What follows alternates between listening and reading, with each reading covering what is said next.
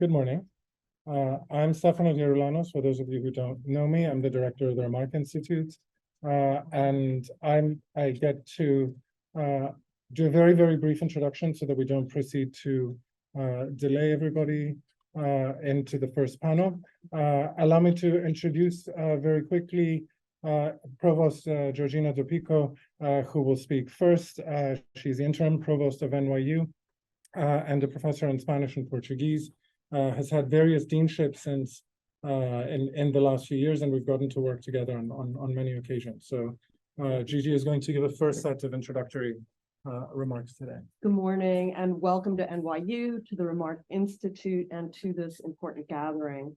I'm honored to welcome such a distinguished group of thinkers and doers to our campus, and it's a special privilege to open this conference alongside Yves-André Istel, former chair of the Remark, and of course, Stefanos Geroulanos, the director of the Remark. As a scholar of early modern Spain, I'm especially pleased to begin the day with you, people interested in and committed to the study of Europe and to strengthening social democracy there and across the globe. Before turning to the urgent topic of today's conference, I'd like to say a few words about the Remark Institute and its founding director, Tony Judt. Since its inception in 1995, the Remark Institute has served as a vital home for the multidisciplinary study of Europe and its near neighbors. At the time of its founding, the Institute was grappling with the challenges and opportunities presented by European unification and with the transformation of the East-West divide. The Institute today not only brings together scholars from across disciplines and geographies, but also supports writers and thinkers who are working under economic and political duress. That work seems, alas, increasingly urgent in our current moment. In 2009, less than a year before he passed away, Tony delivered an address on social democracy to a packed audience here on NYU's campus. In that speech, one of his last, he cited the challenges confronting social democracy, conceding that it needs to rethink its purposes. Still, Tony exhorted his audience to cherish the incomplete but meaningful accomplishments of 20th century social democracy, cautioning that societies should beware of taking for granted, let alone dismantling, the institutions that made such accomplishments possible. Fast forward 14 years, I imagine many of us share, as Tony would were he with us, an even more ominous sense of foreboding now. From a bloody land war in Europe, to democratic backsliding, to a global pandemic, to widespread ecological breakdown and rising inequality, one should be forgiven for finding more reasons for worry than for hope. Here and in Europe, eroding trust in the state and in core public institutions has contributed to a prevailing sense that universities and the scientific establishment operate according to a secret agenda rather than for the sake of the public good. With that litany of fearful trends as a backdrop, social democracy seems as necessary and urgent now as it was in the decades of its design and ascendance, decades in which far too many people were mired in extreme poverty and the Cold War's long shadow provoked fear of nuclear annihilation. Rooted in the belief that the state owes something to its citizens, social democracy offers needed ballast to the institutions that promote human well-being and advocates a profound commitment to evidence-based decision-making. In the post-war world, people across Europe and in the US, though less so here, mostly accepted that project, so much so that Tony referred to social democracy as the prose of contemporary European politics. That shared vocabulary seems somewhat garbled today. For people and institutions invested in humanity's future, this moment demands that we imagine anew the purpose of social democracy and think creatively about what we can do to collectively advance and strengthen it. That is no small task, but it is essential, and it describes the work ahead for institutions like the Remark and for all of us here today. Thank you for being here and for engaging in this critical work. And with that, I'll turn it back to Steph to continue the morning's proceedings. Thank you. Thank you, Gigi. And secondly, I wanted to have 5 minutes from Yves-André Istel, who has been with the Remark and was the chair of the Remark from 1995 to 2010. I'm very happy that he gets to provide some continuity on the thinking from that period to our time now. So thank you, Stefanos. Good morning, all, and thank you, Ms. Dopico, Dopico, and happy I'm sure at NYU to have you as provost for now. And for your remarks and for your and NYU's support of Remark and of this conference in particular on social democracy.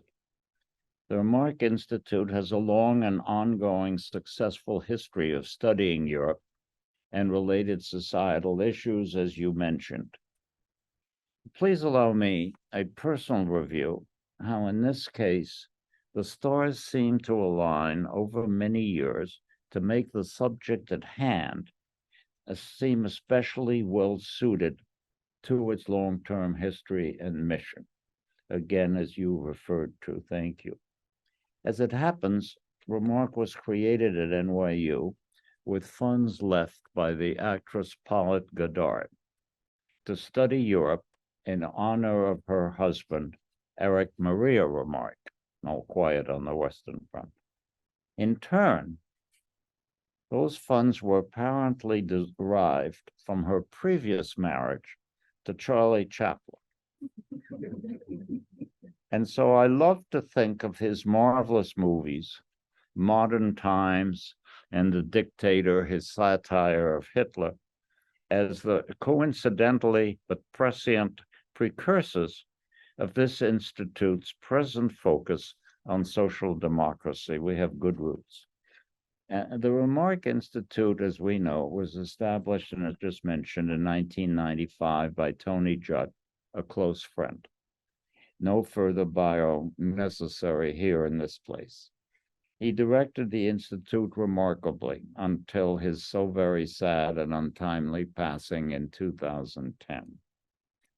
Tony was not one for public self-analysis, but he did describe himself as a universalist social democrat. He certainly would have particularly welcomed this forum on a theme very dear to his heart. For our part, we are left to regret deeply that he's not here to add his insights, very brilliant, and often controversial, enough to add spice to the discussion. So we'll count on you all to provide both in his stead. Tony was fond of those with independence of mind who could argue thoughtfully against the consensus of the day. In The Burden of Responsibilities, he featured 3 examples, Léon Blum, Raymond Aron, and his hero, Albert Camus. The latter, I resist, therefore I am, describes perfectly Tony's passionate engagement and that of those who, like many of you, fight for social democracy in today's increasingly populist and authoritarian world. Tony's passionate engagement was not only in his teaching, writing, and causes, but with his family and friends.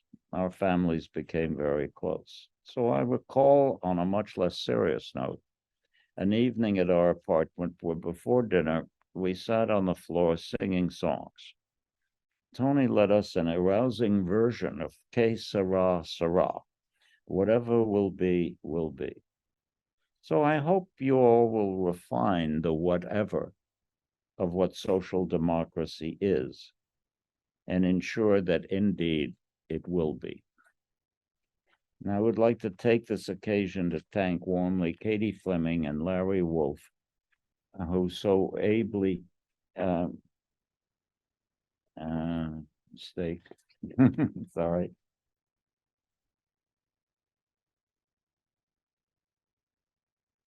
No, I think you had it.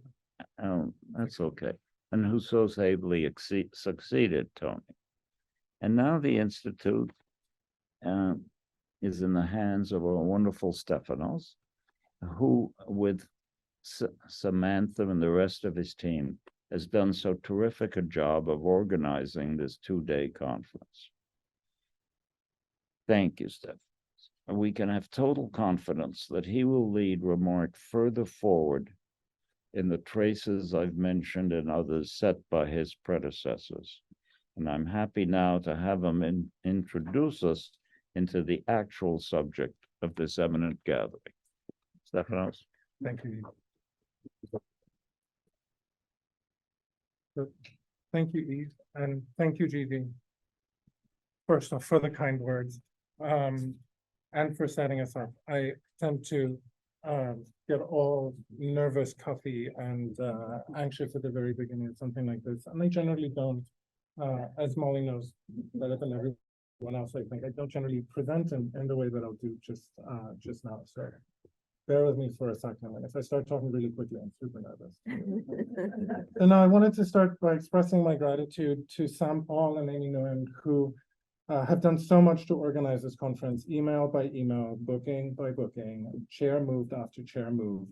And Sam in particular, who has had to cope with my too smart by half ideas for like 9 months now, including the obviously brilliant idea of bringing you all to New York during the city's single busiest week of the year.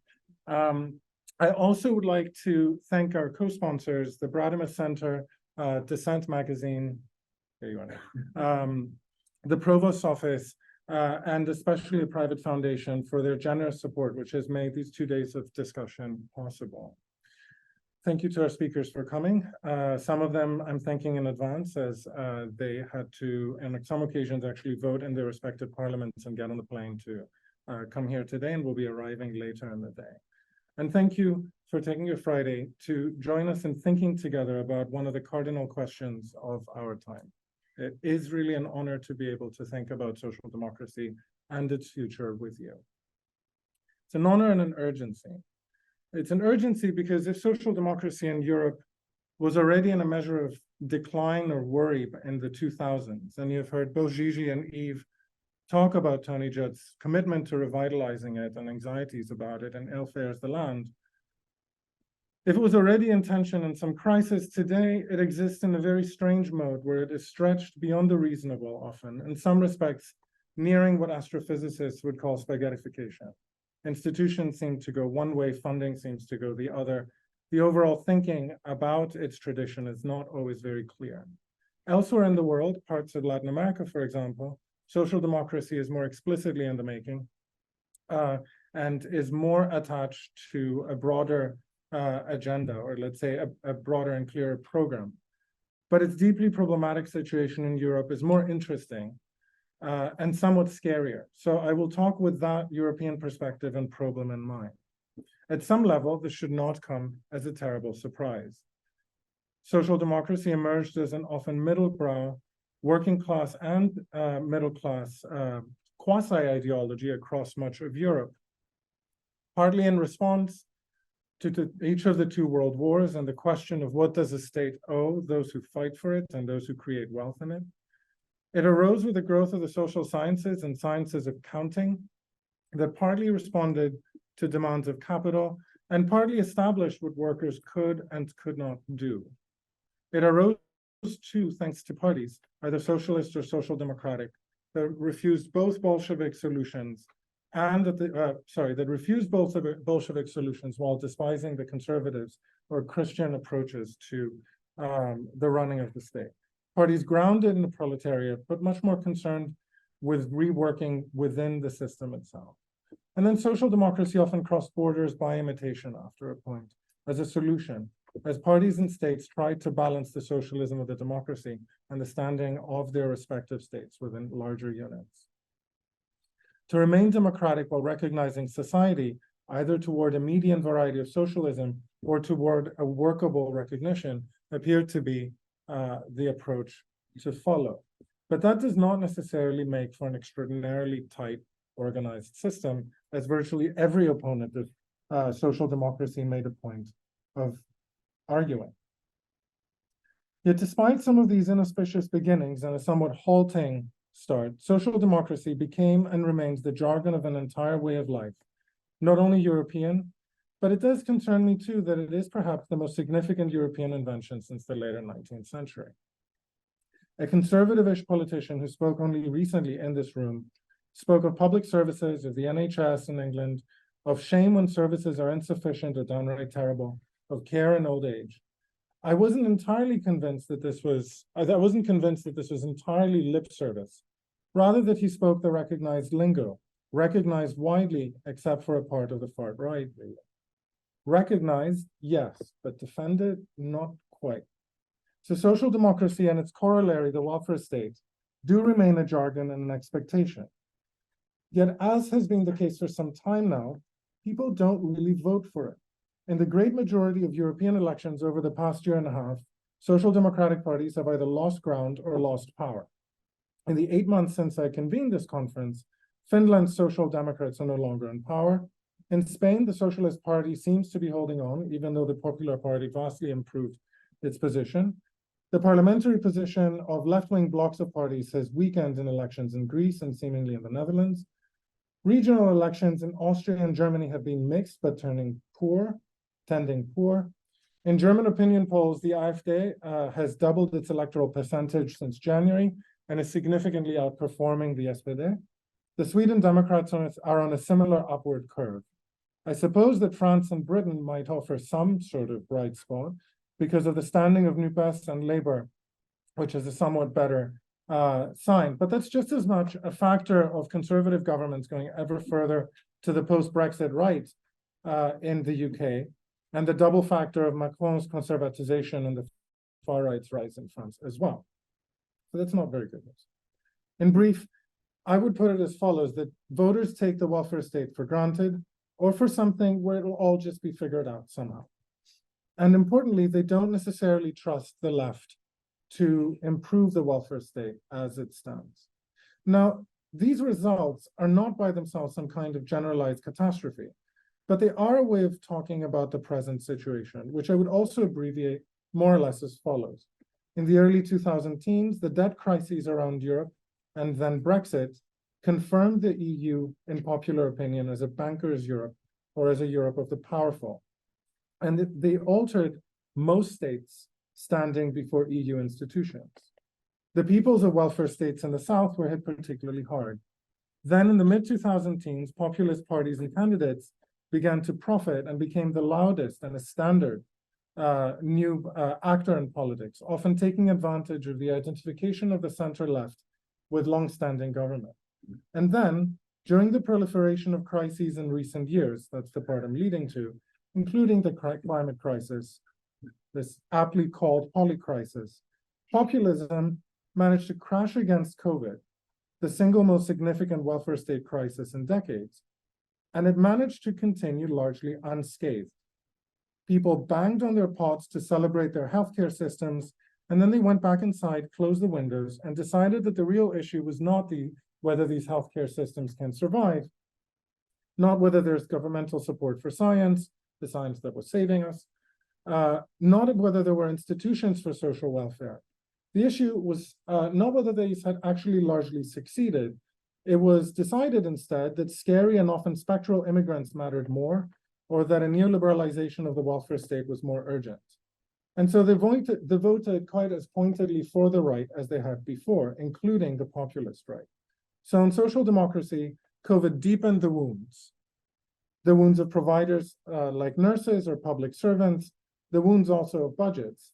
But on populism, COVID did not really leave a mark. That's what I thought is the catastrophe. And where citizens, civil society, people, we, you name it, where we expect services to ever improve and not to cost more, a different we has ever less leeway to plan it out or dream out what this should look like. And this is still at only one very general level. I could replay a version of this story from different directions, but I'll set these as questions instead. Is social democracy capable of responding to the climate crisis in a world where the vast majority of carbon emissions are tied to private use or developing economies? Does it have the leeway and public support to deal with the climate crisis? Or yet still, in the face of disinformation, social media adrenaline, and just outright rejection of science by major political and social players? Can the social democratic model of education generate an informed public that can handle and think together into the threats of the 21st century? If we are, as some economists and economic theorists suggest, in a post-neoliberal age, what remains of the welfare state that once ruled the airwaves and that generated the criteria for knowledge? All the more so when some horrible reactionary idiot, let's choose a random name like Elon, can use a celebrity appeal against any argument at all just because the structure of contemporary media allows him to. And to put a different question on the table, why did the European middle class end up accepting neoliberalism and austerity politics? Precisely when it wished to continue or to push forward with a way of life that it deemed its own. So in other words, social democracy, is it a living goal, not simply in the improvement of the welfare state, but in the sense of a way of thinking, a way of being able to depend on the state, a way of contributing to society, a way of life and a means of care, and knowledge attached to institutions that pursue social policy, a technology that allows us to look toward the future? Is it still that? And so with my director's hat on, remark director's hat on, we don't have hats. I should come to a close by saying that I wanted to convene a conference where these questions might be raised and addressed more intelligently than I just did. And where you all, as writers, academics, politicians, really as intellectuals, might turn them on their head and address them better. Like I said in the beginning, Europe is not the only site that matters here.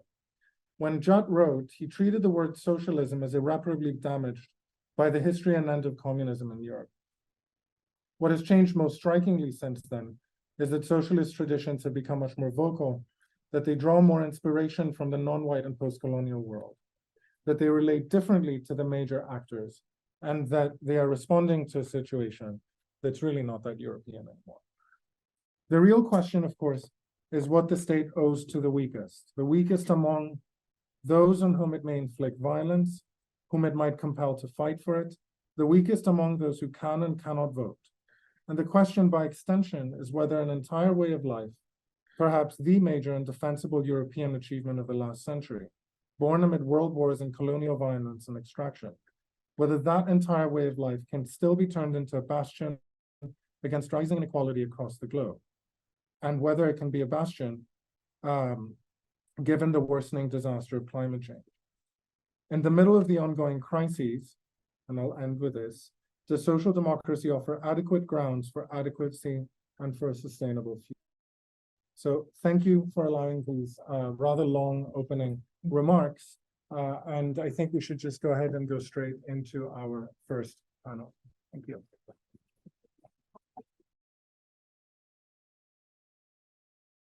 Okay.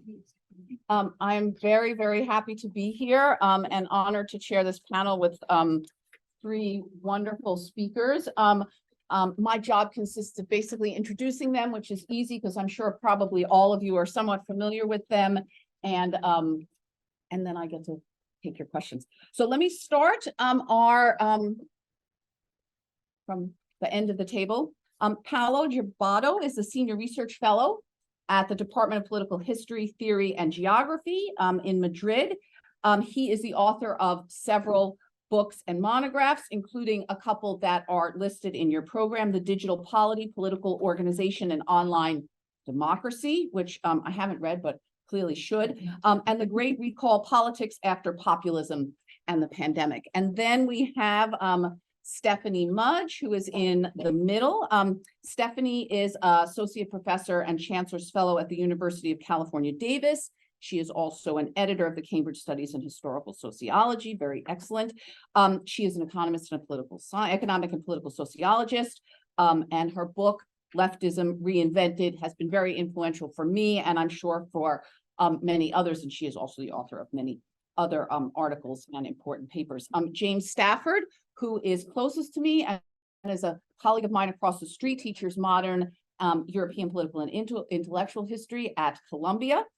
He has written regularly for Renewal, which he edited for a long time, and many other publications on a variety of topics, including listed here, Brexit, Scottish independence movement, Labour Party's changing visions of political economy and changing many other things too.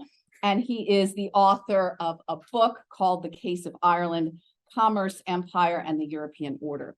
And I think we will go, just for convenience sake, maybe in the order that is listed, even though it's not quite. All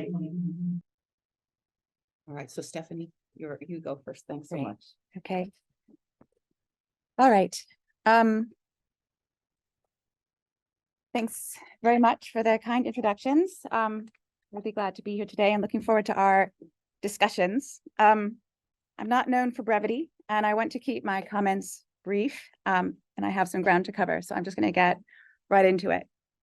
The problem that I want to raise today is perhaps a little different from the usual concerns and conversations about social democratic futures, which often center on policies and elections. These are important, of course, but I want to persuade you that we also need to historicize, analyze, and wrap our heads around a different matter: the structure, logic, and internal tendencies of the political arena itself. That is, the terrain on which contemporary politics, social democratic and otherwise, plays out. In short, my concern is with the structure, dynamics, aesthetics, and tendencies of the contemporary political game. With a focus on the paradigmatic case of Swedish social democracy, I'll make the case that the political game has tendencies that run against the possibility of doing a meaningful social democratic politics. Here goes. I just want to say I was so glad to hear the reference to Chaplin, because I was considering putting modern times up here instead of Metropolis, but there you go. The term polycrisis, coined by the French theorists and sociologists Edgar Morin and Anne-Brigitte Kern, was recently popularized by the economic historian Adam Tooze and was apparently a buzzword of the 2022 World Economic Forum in Davos. I usually avoid buzzwords, but except neoliberalism. Oops. But I'm using one today because sometimes there's a good reason for the buzz. Crisis is everywhere we look. Buzzwords are annoying, but sometimes even the sociologists have a point. And yet the notion of a total crisis that traverses political, economic, ecological, and cultural systems all at once isn't new, nor arguably is the phenomenon itself. We could argue that social democratic politics at its origins in late 19th and turn of the 20th century Western politics was itself a child of polycrisis with familiar dimensions: disruption of ways of life, political turmoil and labor unrest, financial booms and busts, the ecological threat of fossil capital, the specter of human subordination to technologies of our own making. All of these Karl Marx himself recognized as parts of a whole, all informed his theory of the revolutionary dialectics of capitalism, its relentless drive to dissolve all limits to accumulation, including ecological ones, its abstractive force tending to flatten the complex relationality and cultural richness of human experience, and last but not least, its all-encompassing political force, pulling the many peoples of the earth into an increasingly globally stratified order. The polycrisis of the late 19th and early 20th century also had its own cultural expressions, which, for instance, Lang's dystopian film Metropolis, among others, which was actually about a futuristic city that was supposed to come about in 2026, just a few years from now. This last polycrisis, again, we should keep in mind, gave rise to the formation of Western social democracy and social democratic parties, among many other things. And we can compare this with this image of today's polycrisis, here expressed in the language and aesthetics of our time as a complex technical network, best presented in the language of business. And so our moment is not totally unique, but it is special in part because it is unfolding in a definite historical context with its own aesthetics and imminent possibilities and impossibilities. The aesthetics of today's polycrisis, I actually think, were already visible by the Davos meetings of 2005, which look like this. Already in 2005, dimensions of the coming polycrisis were on the horizon, in the form, in this case, of indebted African and Latin American countries wrought by structural adjustment policies. We should notice in this image not only who's on the stage, but also the celebrity style aesthetics of the stage itself. Clearly, this is not the social democratic politics of the turn of the 20th century. Turning now to Sweden, we can add to the picture by considering developments after the 2008 financial crisis and the Eurozone crises of public debt and austerity that ensued.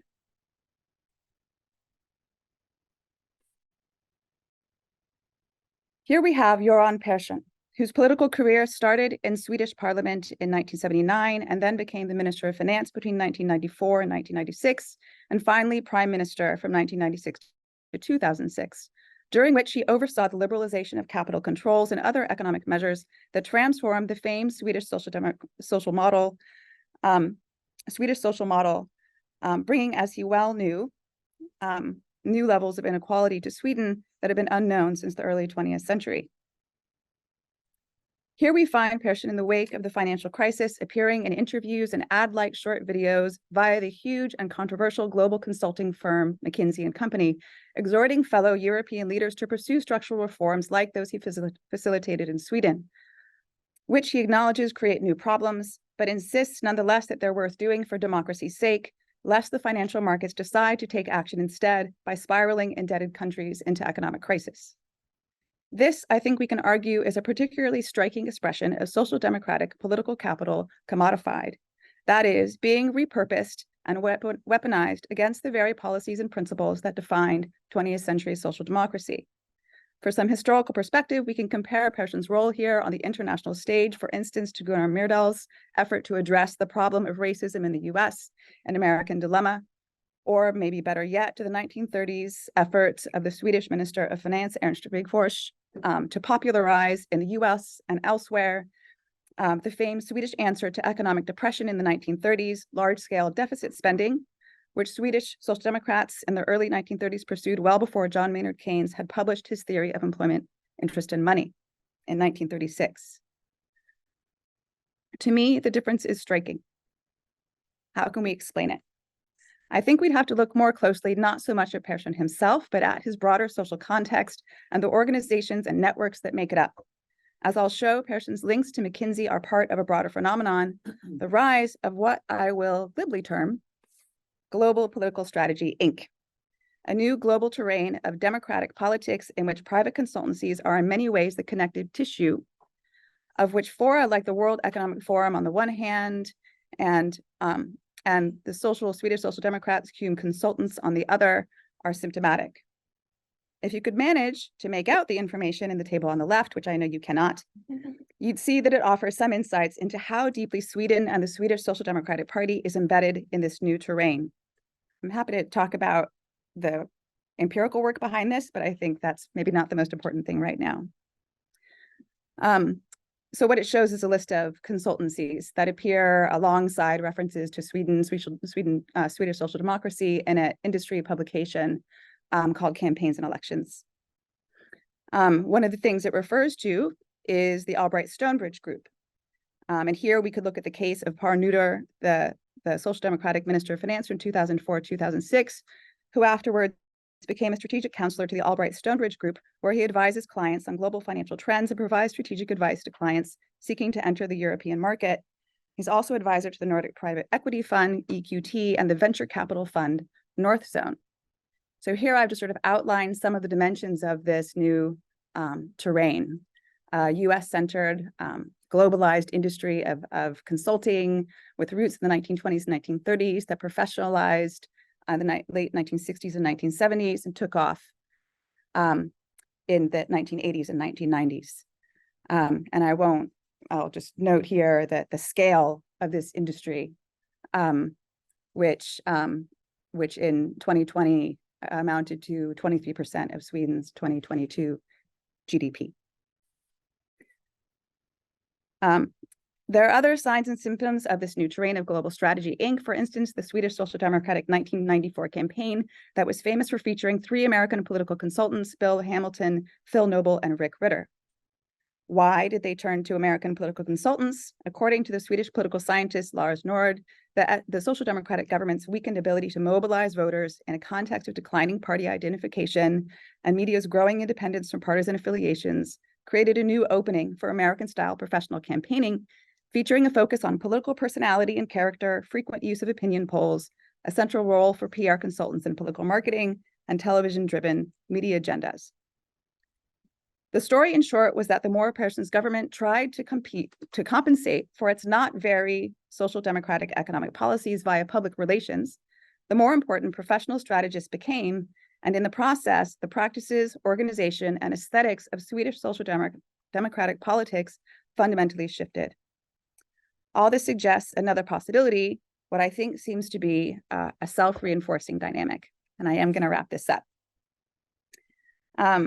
In this dynamic, political and financial volatility create demand for professional political strategists, which in turn drives a decline of social democratic politics as a vocation, channeling social democratic politicians into the terrain of global strategy Inc., which then further saturates the democratic arena with a politics of celebrity, negative campaigning, and strategy for its own sake. Here I've tried to map out, I wanted to give you much fancier diagrams, but it's a work in progress. So there you go. I am actually going to do formal network analysis, but what you can see here is the green, right, which refers to consultants and consultancies, which are sort of the connective tissue, right, of what we could understand as a global political and also economic field. Okay, so to conclude, 2 points. First, whatever we decide to call this new terrain and the social networks that make it up, it's fair to say, I think, that it's not going great. In the case of Sweden, famously, we have the rise of the Sweden Democrats, displacing both of the, or two of the major parties, the social democratic parties, as well as the moderate party in Sweden. That's what this shows you happening over time. There's also in recent years and the remarkable volatility in Swedish politics, scandals over money in politics, and of course linked with the Sweden Democrats, the rise of anti-immigrant and far-right parties. Okay, and I'll just note this is obviously still in the context of polycrisis, also linked with climate change, geopolitical instability, and the immigrant influxes as a result. Okay, so some concluding food for thought as a final point. I think we can make the case that the new terrain of global politics, Inc. expresses a new world where financial capitalism is thoroughly intermeshed with democratic politics itself. If so, and if there is to be a future for social democracy, it's not enough to change the players, the policies, and the programs. We'd need to decommodify the whole political game. Thanks very much.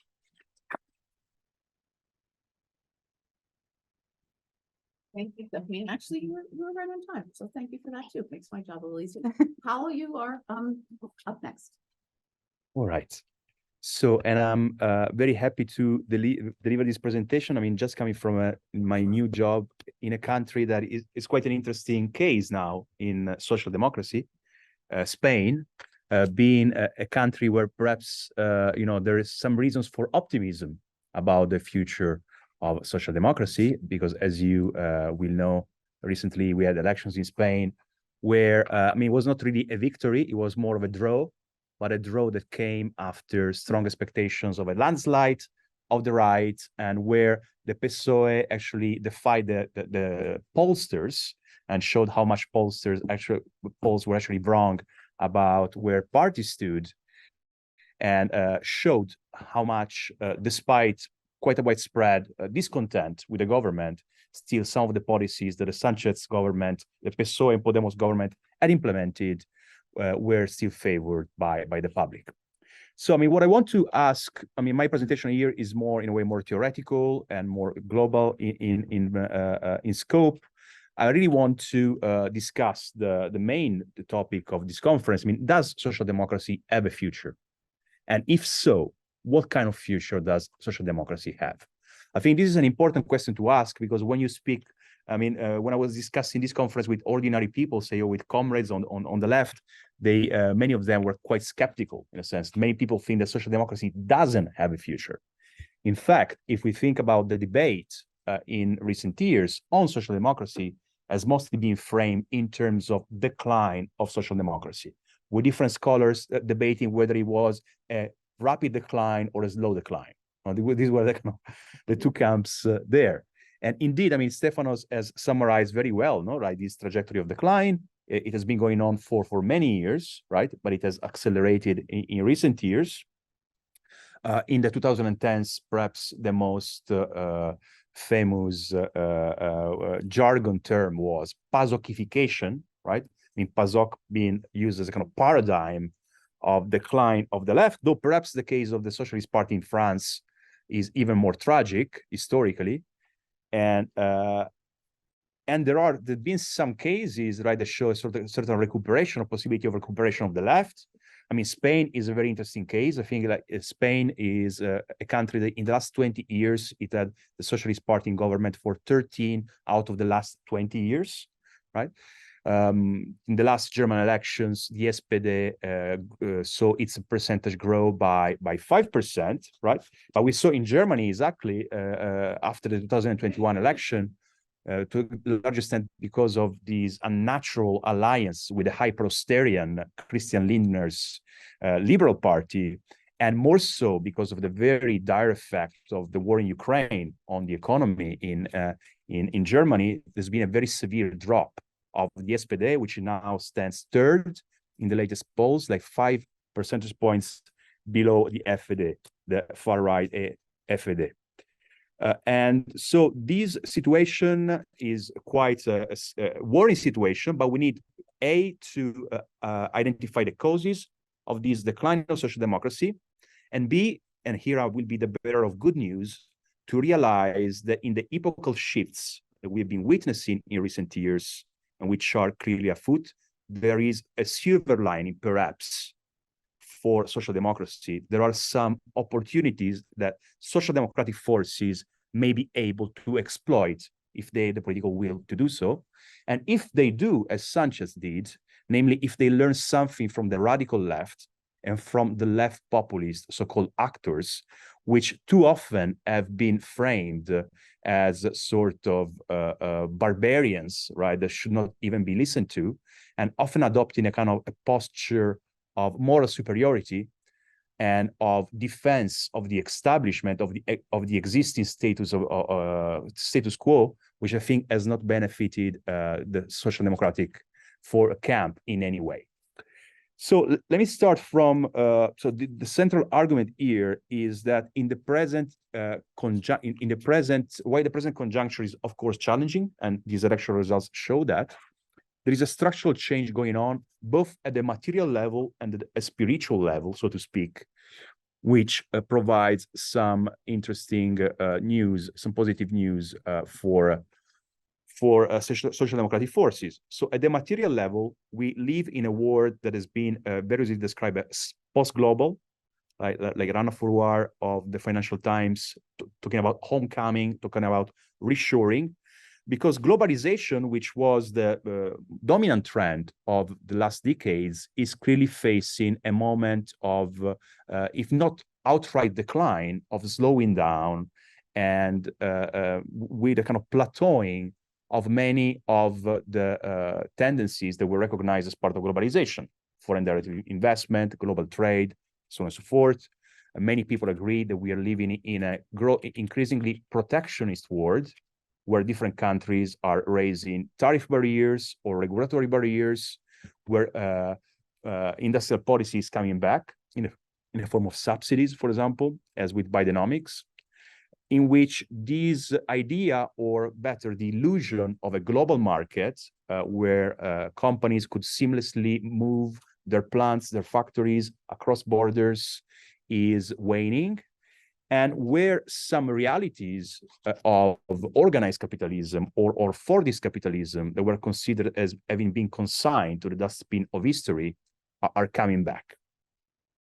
So the kind of impression of seamless interconnectedness that characterized the times of so-called hyperglobalization of the 90s and noughties are now coming in question, as countries are increasingly jealous of their internal markets and jealous of their so-called national champions, of their companies, of their key industries.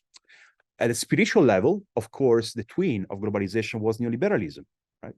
And also there is, of course, a huge debate on neoliberalism and its death or survival. I mean, also recently Dissent, right, hosted a forum precisely on this topic. But we can agree, leaving aside the question of whether neoliberalism is dead or not, or a zombie-like creature, we can agree that it is in difficulty after a number of crises that have really chipped away at the credibility of the, in quotes, free market idea, the very idea that there is a market separate from political power, right? And the very idea that the best industrial policy is the absence of industrial policy.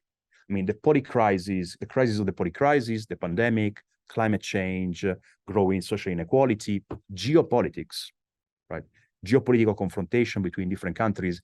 These are all elements that very much militate against both the reality and the narrative of a global market. How can you have a global market when you have different blocks? How can you have a global market when the two main countries in the global market, China and the US, that constituted a Sino-American axis that was central to globalization, are actually have entered something that resembles a new Cold War, right?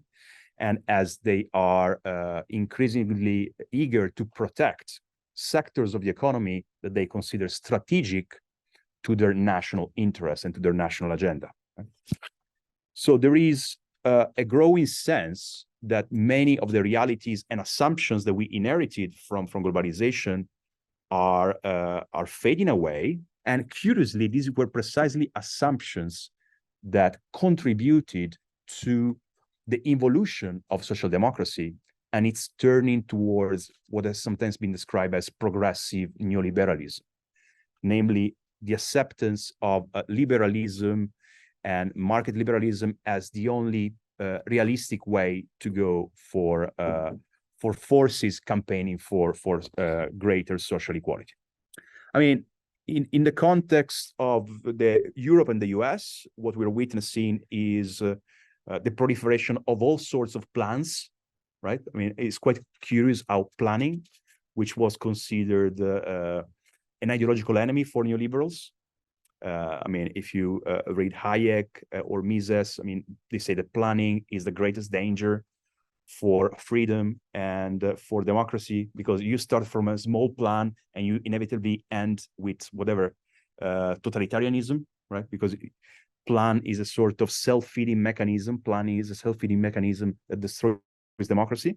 Yet in Western countries, we are now facing a world in which there are so many different plans for energy transition, plans for climate transition, plans for climate adaptation, plans for carbon emission reduction, infrastructure plans, and so on and so forth.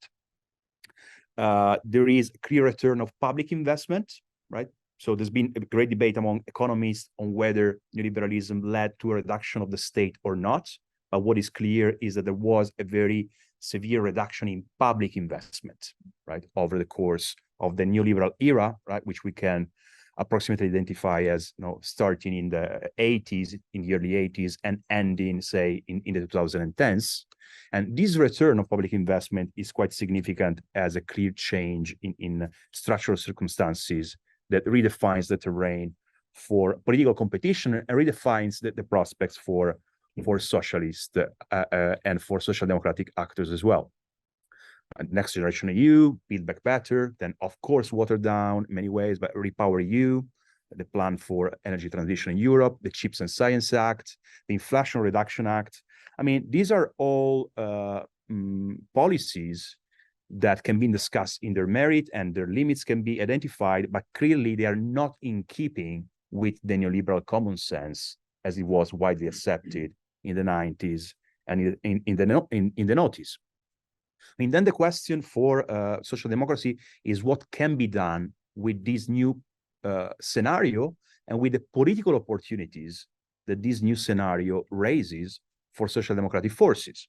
So now here we have kind of two responses to this new scenario. So all in all, I think that this scenario of greater protectionism, greater industrial policy, more direct state intervention, right, offers political opportunities for social democratic forces to reconstruct a social democratic project because many of the delusions that led to the liberal evolution of social democracy are now fading away.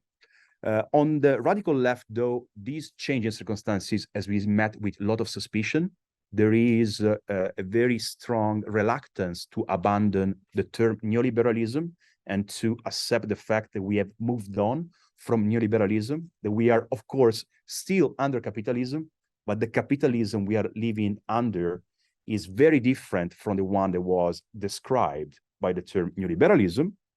And for example, there has been a very famous article by Dylan Riley in the New Left Review saying that Bidenomics doesn't provide a credible answer to the structural logic of capital. I mean, of course, providing an answer to the structural logic of capital is well beyond the remit of social democracy.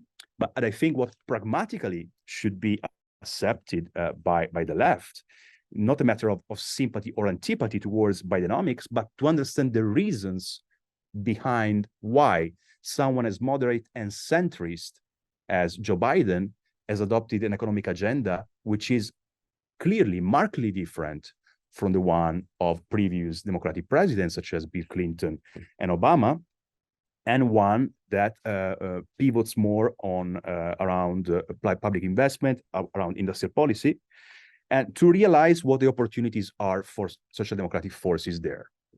In very briefly, what are these opportunities? I mean, globalization was very bad news for social democracy. In a way, it forced social democracy into this corner of adopting a progressive liberal position because it offered capitalists, it offered companies escapist tactics where it was very easy for companies to force workers into submission by threatening to relocate their plants elsewhere. And this was easy in an open global market where it was very easy to kind of move offshore your plants and so on and so forth. Of course, it is still relatively easy, but now there are other forces at play. Think about the United Auto Workers strike. It is enabled partly also by the Inflation Reduction Act policies, by the huge subsidies, right, to the car industry, which means that companies will think twice before relocating their plants elsewhere, as they have very strong subsidies also to remain active and operative in the US. And similarly, protectionist tactics offer pressure points, offer leeways for workers and unions that want to press for raising wages and improvement in working conditions. So my argument there, and here I'm drawing on the After Globalization article I wrote for Dissent some months ago, we should read the silver linings that are available in this post-global scenario, and the fact that while they open opportunities for far-right actors, they also open opportunities for social democratic actors. Now, very briefly, in the last 3 minutes, the question, so in summary, what I've argued is that this new post-global scenario offer political opportunities that social democratic forces should exploit. The question is, what kind of social democracy? In a famous New York Review of Books article that was already quoted before, Tony Judd argued that if social democracy has a future, it will be as a social democracy of fear. Rather than seeking to restore a language of optimistic progress, we should begin by reacquainting ourselves with the recent past and with the need, to paraphrase Tony Judd, the need to conserve the achievements, right, that social democracy managed to implement. I mean, indeed, social democracy has much to defend and also to conserve, but I think now the question also has to do with adopting a more radical stance, right? Because I think a major limit for social democracy is more in terms of ideology and credibility than it is in terms of policy.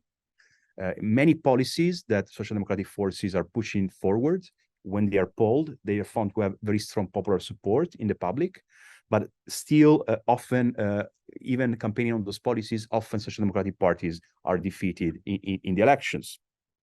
So a question there is recuperating protection as a central function, as a central aim of social democracy. I mean, social democratic forces at their height campaigned for social protection, they campaigned for social security. Part of the reason why populists managed to steal away their core electorate was that they managed to convince people that they weren't protected anymore by social democracy, that social democracy had abandoned the task, the ambition of protecting workers, of improving conditions. And now it is very much, I think, the task of social democracy is redefining what protection means and what security means in the present era, indeed, of fear. A very famous Swedish social democratic slogan recited, "Only secure people can thrive." And the same applies to countries as well, to economic systems as well. So if social democrats want to defeat right-wing populists, they need to battle very much on this front, on the question of protection and on the question of security, moving beyond the liberal discourse of opportunity and meritocracy, and going back to what they did best in their best times, using state interventionism to improve the conditions of ordinary people. Thanks.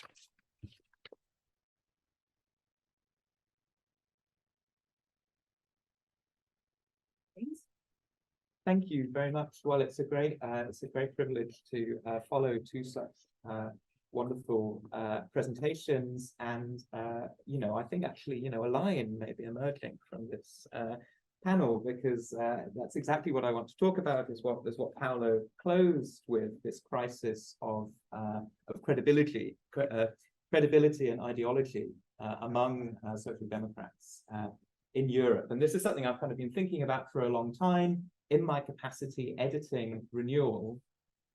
So this journal, founded in the 90s as part of the kind of revisionist debates within the Labour Party. We then kind of moved closer, although not all the way, to Jeremy Corbyn and John McDonnell for a while in the 10s. But all the time when we were getting pieces who were from, kind of ordinary members of the Parliamentary Labour Party, as it were, some of whom are now on the Labour front bench, I was always struck by how, in a way, they were less political than some of the pieces being written by academics like Paolo, and that they had such a kind of detached and impartial kind of language to them, such a technocratic register to them. And I've kind of been thinking for a long time about why that's the case, why it is that social democratic politicians and activists seem to lack belief in themselves, why their sense of historic vocation about the parties that they lead has waned. And I think Stephanie has already tackled that question at the level of field theory and knowledge production. Myself, as a historian of political thought, I'm going to try and tackle it from the perspective of social democratic political language and rhetorics and the ways in which they've changed over time. And I want to think a bit more about this idea of progress in the future, which I perhaps unfashionably think are actually indispensable to a viable language of social democracy. We've heard a lot over the past 10 or 15 years, at least in Britain and the US, about how social democracy has a problem with place, with losing touch with its historic bastions of support in industrial and post-industrial areas. I wonder if this problem with place is actually kind of downstream of a problem with time and with the future. So the end of history and the idea of progress in linear time has, of course, been diagnosed many times before, most notably and recently in the 1980s and 90s with the rise of postmodernism and postcolonialism in the academy. But as it turned out, neither of those paradigm shifts had as prolonged and disorienting an effect on social democrats' sense of themselves as the combined economic, democratic, geopolitical, and ecological degradations of the past 15 years.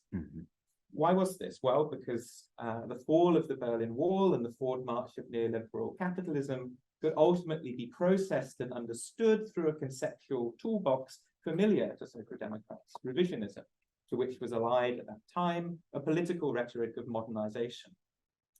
The crisis of today is different. It can't be met by a politics of adaptation, even an intelligent and well-executed one, because it's not just the crisis of one form of capitalism and the emergence of another, but rather of the very viability of modern societies. The problems this raises for social democracy are not just those of political sociology, thinking about support bases and electoral coalitions, or of economic policy, sort of coming up with the right solutions, but of political agency and self-understanding. And really kind of building on Stephanie's book and some of the things that she was saying today, I think that results from a kind of degradation of language and of intellectual capacity within social democracy that's in part a product of its commodification. In the English-speaking world, although I think also in Germany, with the case of the SPD and Olaf Scholz's embrace of the political theory of Michael Sandel, there has been an intellectual response, a turn to a more communitarian, some would say a more conservative, understanding of the purpose of social democracy, to defend, at least rhetorically, tradition and locality against the depredations of capital. But I think there are limits to the extent to which social democracy can function as an ideology of defense and restoration, especially when, you know, despite some of the things that Paolo, you were saying, it has robbed itself of many of the policy tools that were once used to limit and corral the movement of capital, right? A subsidy war is not the same thing as capital controls. So social democracy is almost forced to be, particularly in Europe, future-oriented. And this has been the key to its resilience and adaptability over time, despite many deaths foretold.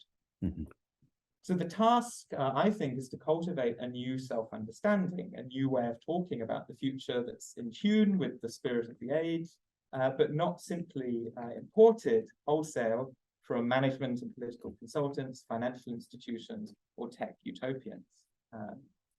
In doing that, I think it's possible to learn something from the history of social democratic political thought, not as a model for emulation, but rather as a way of clarifying the present impasse. And that's what I'm going to try and do for the rest of this talk, through a short reflection on the history and meanings of social democratic revisionism. So social democratic revisionists have often been condemned as pragmatists without principle or creativity, sacrificing time-honored conviction on the altar of electoral expediency. But revisionism isn't simply an electoral orientation. It might instead be understood as an autonomous ideological tendency within the socialist tradition, one that thinks not in terms of class struggle, crisis, and revolution, but of the evolutionary development of society in history and the limited but crucial role of political action and choice in shaping that development. In place of Marxist theories of contradiction and crisis, revisionists at the turn of the 20th century sought to put essentially liberal ideas of historical progress back at the heart of radical politics. And as Stephanie's already reminded us, they did so in circumstances that were in many ways every bit as unpropitious as those today. Crucially, however, they did so in order to carve out a place for political action that was non-revolutionary, but nonetheless oriented towards a fundamental, if gradual, transformation of society. For Eduard Bernstein, the German social democrat ordinarily identified as the original exponent of a revisionist tradition, the inspirational figure was Immanuel Kant, the Prussian philosopher who could still teach social democrats the need for relentless criticism of their own assumptions about the inevitability of capitalist crisis and the role of class interest in determining political action.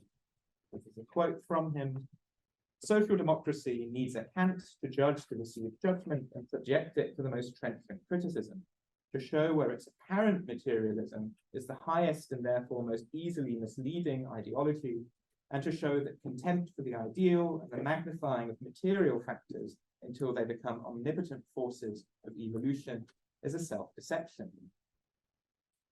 In his Socialism and Society, 1909, inspired in part by Bernstein, Ramsay MacDonald, the future first Labour Prime Minister of Britain, meanwhile argued for a biological view of society, derived from the sociology of Herbert Spencer, that emphasizes the possibilities of existing society as the mother of future society. Interesting language here. The socialists, inspired by, quote, intelligence, morality, and the action of reason, was engaged in a project of groping onwards, as he put it, through the process of social evolution, trying to steer it towards the, quote, perfection of the social organism.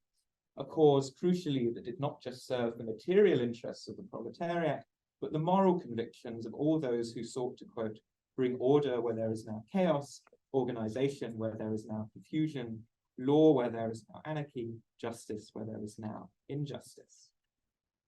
So despite their very different and to us rather foreign and obscure characterizations of a socialist position, the emphasis of both of these kind of revisionists, if you like, is on the separation of political from social scientific judgment. And I think that remains valuable and distinctive. Because it was exactly the adaptation of social democracy to market liberalism from the 1990s that then involved an abandonment of this sense of autonomous political agency, informed by a crude social determinism that perversely had more in common with the orthodoxies of 19th century historical materialism in its most desiccated form than it did to the creative, inquiring spirit of the first revisionists. And, you know, my apologies to everyone who's heard this 1,000 times before, but I'm going to refer to the notorious 2005 Labour Party conference speech of Tony Blair, who really speaks with the confidence of a scientific Marxist about iron laws of history. I hear people say we have to stop and debate globalization. We might as well debate whether autumn should follow summer. In the era of rapid globalization, there is no mystery about what works. An open, liberal economy prepared to change to remain competitive. The new world rewards those who are open to it. Sort of actually rather like this quote from Pearson, although I think actually lacking some of the insight and self-awareness that Pearson shows in that quotation from that McKinsey video. So obviously, you know, many of you who've been to events and seminars like this before will have heard that speech criticized or quoted for its horrifyingly stark exposition of the liberal position. But what I want to highlight is its underlying historical pessimism, its conjuring of a world of fear and competition, its denial of exactly that which Bernstein and MacDonald thought set them apart from doctrinaire Marxists, the possibility of a rational, coordinating political intelligence that stands outside of the mere interplay of social forces and seeks to judge and guide them from a distance rather than just enforce obedience to them. And I think this represents an intellectual application far more profound than any set of particular policy shifts. It's denied social democrats the intellectual capacity to cultivate any kind of an independent view of what the future could or should look like. In government, third-way social democrats like Blair and Gerhard Schröder became unmoored from the comparatively vibrant left intellectual ecosystem of the 1980s, of which, you know, renewal was kind of a product. Winnowing down what had been a genuinely open-minded and revisionist debate about the challenges posed by deindustrialization and globalization into a set of mantras and disciplines that were both impervious to argument and derived, again, as Stephanie has shown, from sources profoundly hostile to social democratic politics. And that damage to the intellectual capacity of social democracy has endured even as the verities of neoliberal globalization have increasingly been called into question. Social democratic politicians today paint themselves not as innovators or modernizers, but as stabilizers and restorationists. Britain's Keir Starmer being the most egregious example, though Germany's Olaf Scholz is perhaps another. Rhetorically, they flit uncomfortably between a grimly technocratic language of tough choices and global challenges and an effective language of moral exhortation, asking us to be kinder and more respectful to one another in the case of Scholz, or to be more dutiful and patriotic in the case of Starmer. This effective turn in social democratic rhetoric is obviously a kind of correction to the neoliberal excess of Blair and Schröder, and it may be a necessary one. But it doesn't overcome what my renewal colleague, the political theorist Alan Finlayson, once called the third way substitution of political sociology for political philosophy. Rather, by calling on social democrats to show due condescension to the fixed and innate identities and traditions of their historic voters, it just gives us a different flavor of political sociology, substituting, if you like, Gemeinschaft for Gesellschaft. It's also continuous with the same sense of impotence and fear that animated those third-way politicians towards the end of their time in power, eschewing, as it does, any ideological argument in favor of social democrats' unique or distinctive ability to respond to the gathering crises of today's world by virtue of their being social democrats, as opposed to being more competent and tough, professional, or nicer than their opponents. Relatively easy to do if you're facing Armin Laschet or Liz Truss, perhaps, not so easy to do in all circumstances. So I worry that this continued absence of a clear political orientation for social democracy means that it's unable to generate the kind of loyalty necessary to sustain any government, but most of all governments are left through the conditions of permanent crisis that faces, when it's unlikely, to say the least, that they'll be able to seek election or re-election on the basis of short-term improvements in middle-class living standards. Social democrats should, in my view, start claiming with a great deal more confidence that it's they, with their understanding of the importance of solidarity and the sharing of risk, with their innate skepticism of market's ability to operate in conditions of radical uncertainty, who have the capacity not only to weather present difficulties, but to use them creatively and over the long term to fashion a freer and more equal future. Okay, good. So much has been made, including by Paolo, of the US Inflation Reduction Act, which on one view is a sort of festival of corporate welfare, as something for European social democrats to celebrate and emulate.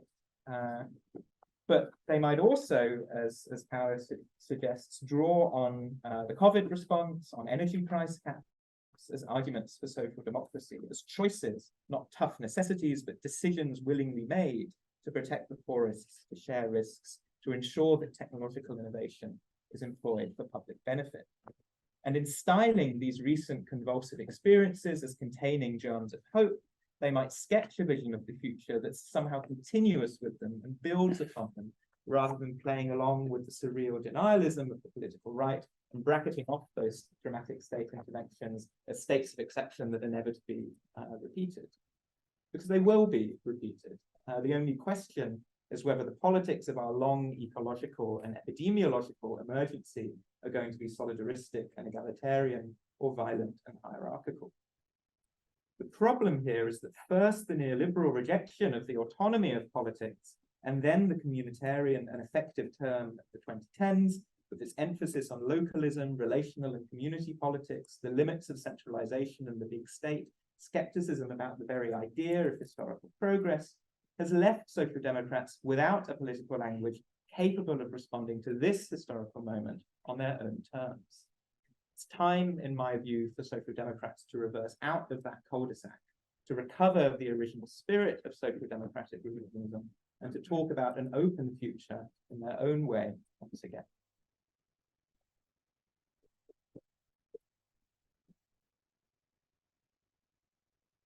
Great. So we can start now with questions. All right. Gentlemen in the, or I can't see that far in the back. I see a hand in the back. If you wouldn't mind maybe just standing up so we can all hear you and maybe tell us who you are. And then Jenny. Hi, my name is Alex. I'm Western History at the community. Thanks very much for the presentation. I'll just have a question for you. For Stephanie and I was curious if you could expand a little bit about the presentation, but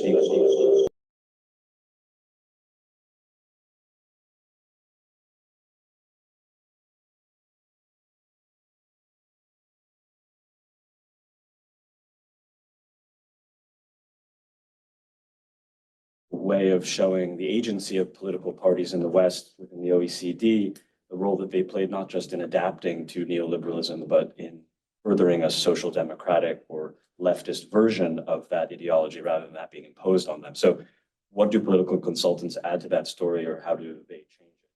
And then for Pablo, I was kind of, you began your talk by discussing the kind of the way that social democratic parties, so-called the PSOE, might learn from the left productively rather than treating them as barbarians at the gate. And that's no doubt true, although I think what would be interesting is to historically ground the relationship between the left and the social democratic center left more as a, in other words, there's a lot of combat and conflict there from the Second International and the First World War to more recent history of the actual relationship between these parties that, I mean, we could look to France in the 70s and 80s, the relationship between Mitterrand's Socialist Party and the Communist Party around the common program, the Union of the Left, eventually led to the decline of the absolute decline of the PCF as a force in French politics, only to be followed later by the dissolution of the Socialist Party itself. So there is a kind of complicated and violent, sometimes violent, literally violent relationship between these two groups. And I wondered if you could discuss that more. For example, in the context of Build Back Better, the Inflation Reduction Act, I take Dylan Riley's point in part. Yes, there's an element of poo-pooing that as sort of not of interest to the far left.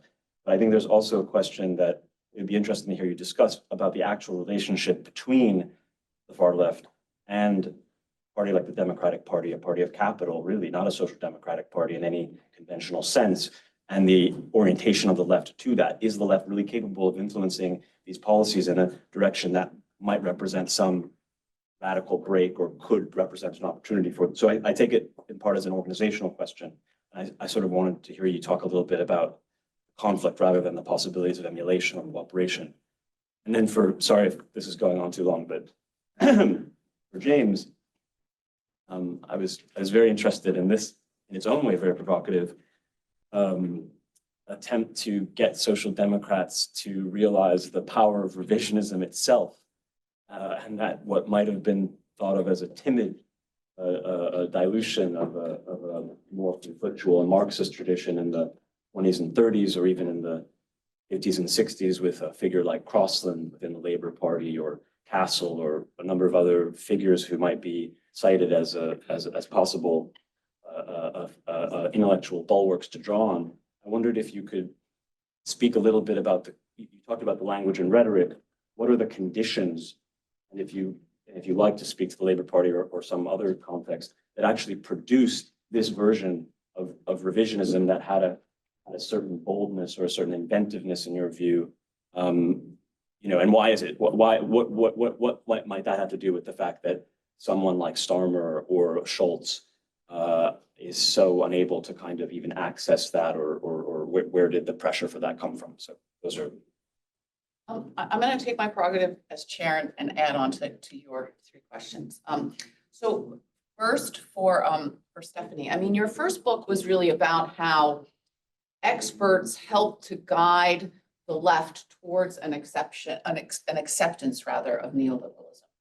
But this investigation of political consultants sort of flips that causal chain around, right, in a way, because what I heard you arguing is that as a result of, let's say, the declining distinctiveness of the left, the disengagement of voters from it, the declining partisanship and loyalty of voters required them to turn to political consultants to try to figure out how to attract them back when they no longer felt a kinship with the left the way they might have during the post-war decades.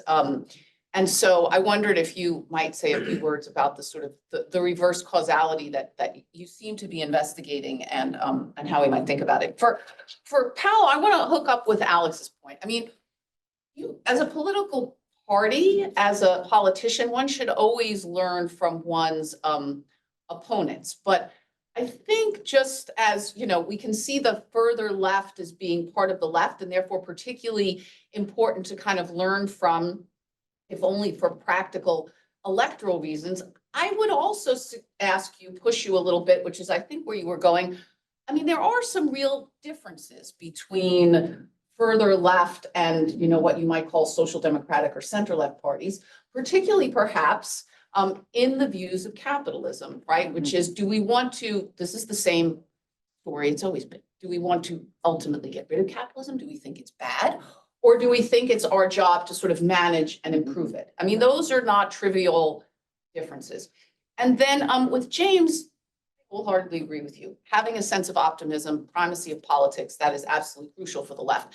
But Blair was, in a sense, much more of an optimist than Starmer is. I mean, when you saw Blair in the 90s, he believed that this neoliberalism was going to enable him not only to help the underprivileged, but to create a more dynamic Britain. Now, he was wrong, right? Neoliberalism did not enable him to do those things, but part of his attractiveness, and he was unbelievably electorally successful. Let's not forget that, right? He sowed the seeds of his own demise, but the Labour Party was incredibly politically successful in the 90s precisely because he presented a vision of hope and something about a project for the future that at the time seemed plausible because frankly, other folks on the left did not have a better story to tell.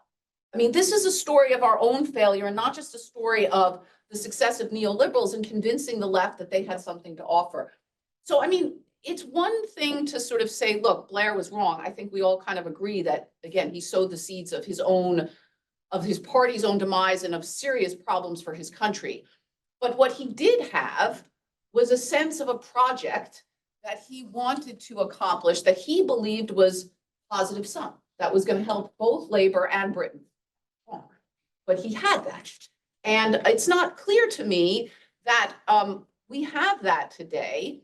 And thinking about why that is and how you put together an electoral coalition to do that. I mean, a lot of this here is, again, sorry, I'm taking up too much time, but you know, you can't do this without attracting back workers.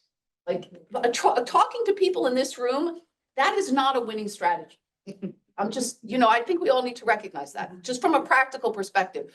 So when we have these conversations and we come up with these ideas, we have to recognize that we have to get people to support them in order to gain power, in order to then further change people's ideas and put in place policies. Like if you not have that in the forefront of your mind and shitting therefore on, you know, people who other folks support, that is just, I'm not suggesting you did that, James. I'm just suggesting, having been in a room with a lot of leftists before, that's just not, that's not going to get you there. So you know, again, this question I think that you raise about the primacy of politics, about having a vision, that is absolutely crucial. You can't just be reactive. You can't just want to conserve the past. But, you know, Blair did have that. That project was wrong. Can you regain that optimism with a project that actually is beneficial both for the left and for your country more generally? So go ahead. I'm just to get both of those out there. And then I know Jenny is next. I took up a lot of time. Should we go in order maybe? Frantically taking notes. All right. I'll try to just say a few things quickly. To respond to the first questions, extending on that argument about the commodification of the political game, and the role of consultants. So one of the places I end up with in my book, or I ended up with in my book, which is not where I expected to end up, was that I think that you can see in sort of affinity in the 1980s and 1990s between a logic supported by very new kinds of economists who don't exist until the 1980s or 1990s of financial markets as things out there, markets in general, but specifically financial markets as things out there that can only be adapted to. And that's both an expression of a set of evolving realities, but those realities were also things that were brought into being, or at least accelerated by social democratic governments in the third wave period.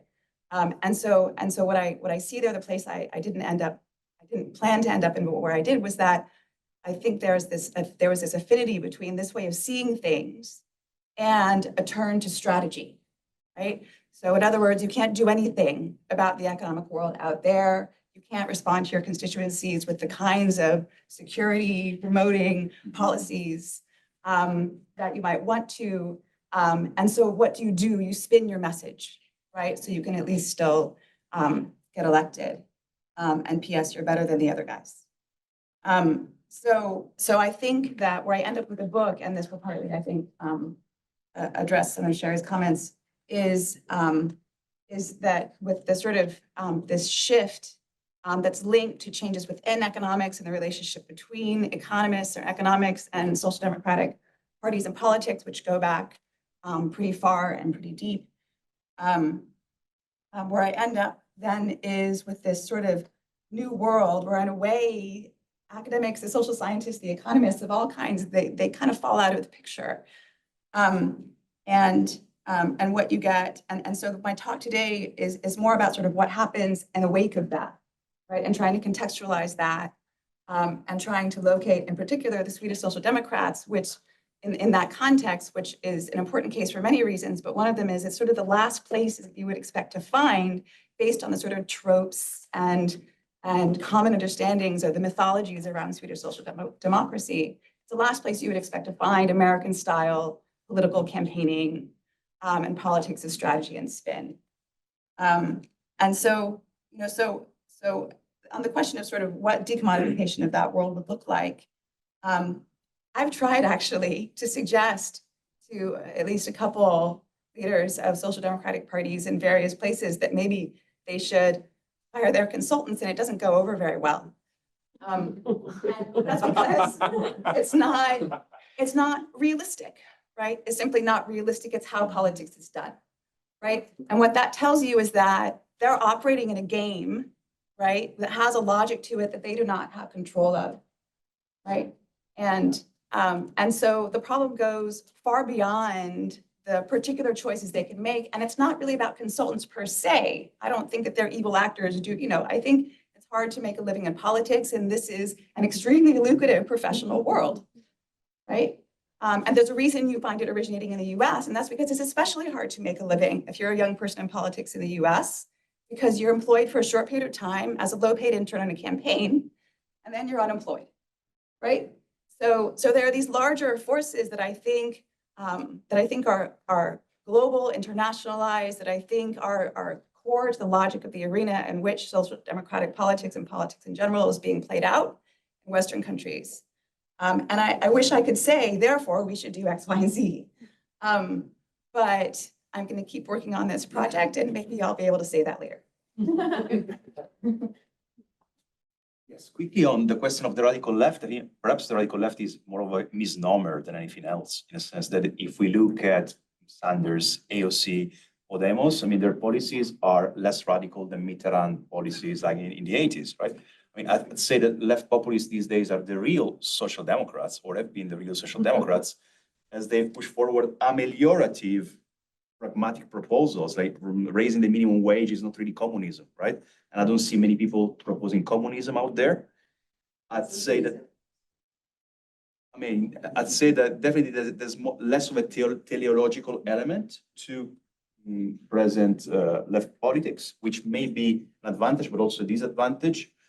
Again, many piecemeal policies of the Social Democrats are very popular, but what is lacking is more of a kind of civilizational sense of a civilizational project, of a kind of ethical, moral project that people may embark on, and that may give the same sense of identity and the same opportunity for loyalty, which right-wing populist narrative instead offers. And of course, I mean, there's always internal competition in different camps, in the left and the right. The matter is whether that conflict can be productive of new institutions and of improvement of conditions, or whether it can just end up basically into a big flame of destruction, right? And you have two different cases. I'd say the case of the US, paradoxically, the Democratic Party is more democratic than, let's say, the Labour Party thing.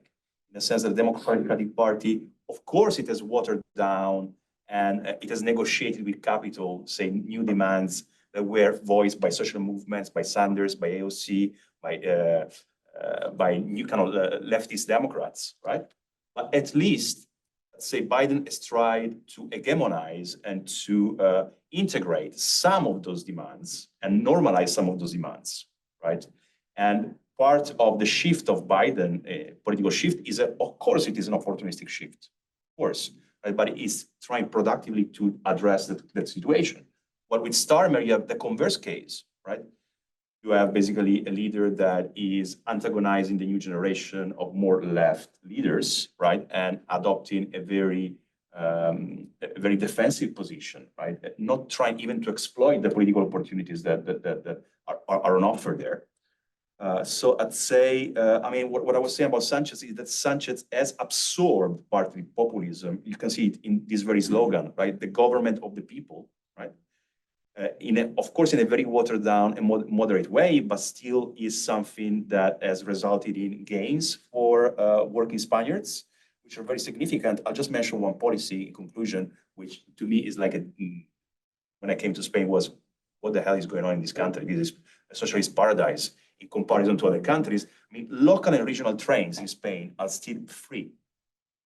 The ticket is free. I mean, these are kind of very simple policies that are very popular. But I think what is lacking and what perhaps left populism can teach social democrats is how to place these very popular policies in a more general and overarching civilizational project, in a moral mission, in a strong narrative, which I think is what is lacking.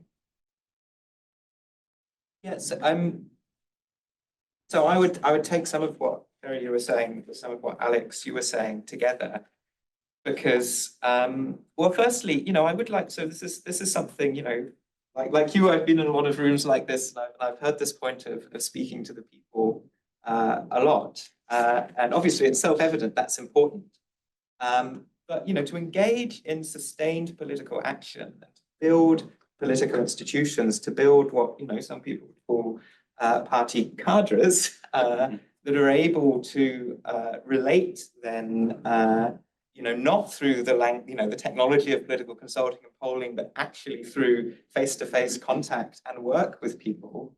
You do have to have a starting point. You have to be able to talk to each other and to yourselves as an institution in a creative way. You have to have an intellectual culture and spaces for intellectual debate within your organization. Because otherwise, if you're having those doorstep conversations, or if you're going into rooms to meet with central bankers or whatever it will be, you will not have a reservoir of principle on which to draw. You will be liable to institution capture. And obviously, I mentioned Ramsey MacDonald. I can see Aramite probably give her views on Ramsey MacDonald. Obviously his revisionism was so thoroughgoing that he could end up as the executor of the decisions of Montague Norman, the Bank of England, governor of the Bank of England in the 1931 crisis. And I think there's a sort of similar tendency with Blair. The Blair of 1994 represented a position within the political and intellectual culture of the British left that was not just derived from transatlantic political consulting, although it had a lot of input from it, but was also derived from Marxism Today, from Renewal, from a long discussion going back even to sort of Stuart Holland in the 1970s of how the left responds to changed economic circumstance. And you read his 94 party conference speech and you read his 2005 party conference speech, you get a kind of very stark picture of how a language of revisionism turns into a language of total capture by intellectual forces that are not of the left in any meaningful sense. So that, in a sense, in the space between those two things, independently of any content, I'm not claiming to have a policy program here. That's the work of others with more specialized expertise than I have. But in the space between those two things, between a meaningful and self-conscious reflection on present circumstances and future prospects and how you orient yourselves towards that in a way that's productive, and of simple capitulation and becoming an executor of the wills of others, effectively, as the leader of a political party. I think there's actually a huge difference, even if the things that Blair's advocating for in 94 aren't that different to the things he's advocating for in 2005. It's about, a self-understanding and an orientation. So I have Jenny. Let me take some hands. I have Jenny, and then I have this woman in the back. Sorry, I don't know everybody's name. Why don't we take 2 questions, and then I have 3 gentlemen in a row here. So we'll start with you, Jenny, and maybe everybody could just stand up and introduce yourselves just briefly. I'm not going to stand, I'm too jet lagged. I'm professor of political history from Uppsala University. I'm going to agree with Sheri that we've all been in many rooms discussing third way policies and crisis for a really long time. I've formally made a pledge I will not ever say anything about the crisis again, because it's not conducive to what we want in this room, right? And I have a memory from the third way years, which is conversations with someone that I think is a really extreme political material, and his answer to me was just, yes, Jenny, we would love to do all of those things, but it's just really, really hard. And I think that's like an epic quote of these these decades, it's not that they did not want to do things, but in a sense, there was, I don't know, financial markets and capital on one side, right? And then there were constant rooms of angry, sorry to use this derogative phrase, but there were constant rooms of angry people like us on the other side saying, you're all wrong, you have not read your history, da da da. And that, I think, and this is really a sort of a lesson to myself, that was not conducive because it broke off relationships between a social democratic world that was already closing in on itself and this much wider world of expertise that I think social democratic parties really need. And I think it broke for 2 decades kind of input from academics into the social democrat project. So maybe we could just keep that thought. And then I just want to kind of make two very quick remarks. The first one is that I have discovered that there is such a thing as the politics of the right and capital interest. And I think that the relationships between capital and labor as political expressions today are more asymmetrical than even possibly in the late 19th century. So as academics, we should think about that, right? This is not a small task that we're asking of social democrat politicians. And actually that gap between capital and the social democrat world grew during these decades when we were really quite caught up in discussing things like discourse and party rhetoric. Crisis of social democracy is not, I think, a crisis of social democracy per se, or at least very oftentimes, I think we make the mistake of conflating that notion with a larger crisis of establishment politics. Right, and there is certainly a crisis on right, and part of that crisis of the right is what has produced now. And so another thing that we do as academics is sounds very apologetic, I realize, but we kind of blame an object that is already very low in confidence and it gets lower in confidence. There's a lot of blame to be put on the right side of the political spectrum. Capital logic, as I said, and the second thing that I just want to get to is also that it's been a long time, I think, for us to marry the ideational challenge, which is truly there. And I mean, I agree the third way was a massive crisis of sort of cognitive thinking or the ideational world of social democracy. But we need to marry it with the organizational issue. And part of the reason why I really like the conference and the future of social democracy is I think this organizational issue cannot be sidestepped. The reason why we have these consultancy businesses, and it's interesting to me, they're all actually creations of the right? The third ones that you list on the top there, they're right-wing constructs. The reason we have that is that we do not have a party apparatus that sanctions these politicians. And the last example of that is our former Prime Minister, Stefan. I mean, that is just an ideational and organizational massive failure. But I think it has to begin with an analysis of the party organization, a rebuilding of what actually social democratic parties are. And I don't think that's a quick process. I don't think it's necessarily a job for, populist left. I think it's a question of marrying a much wider world of different left-wing social democrat socialist organizations.